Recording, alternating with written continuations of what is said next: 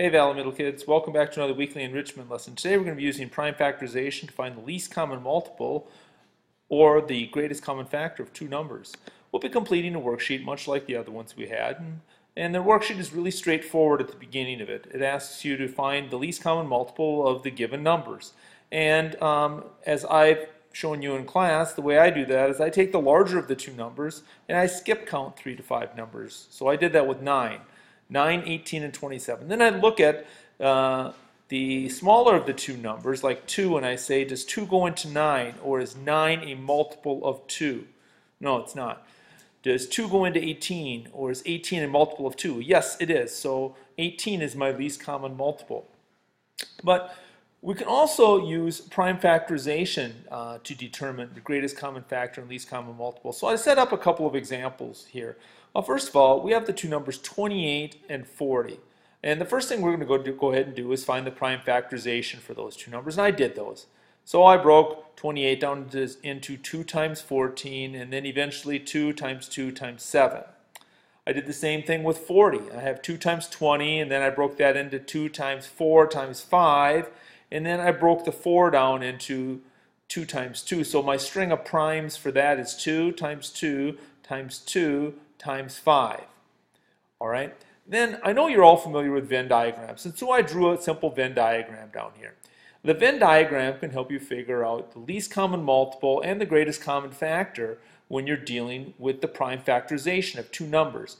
Well, what don't you do is look at the prime factorization here for 28, 2 times 2 times 7, and you look at the prime factorization for 40, which is 2 times 2 times 5, or 2 times 2 times 2 times 5.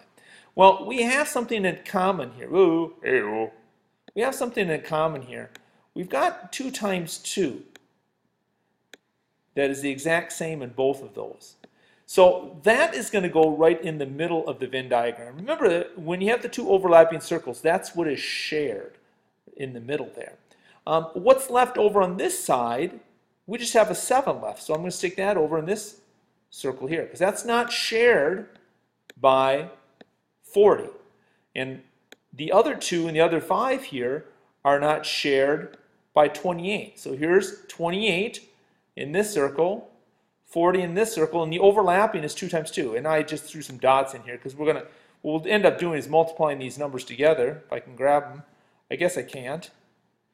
But these are all multiplication numbers here, all multiples. So if you take a look in the middle, 2 times 2, 4 is going to be your greatest common factor amongst these two numbers.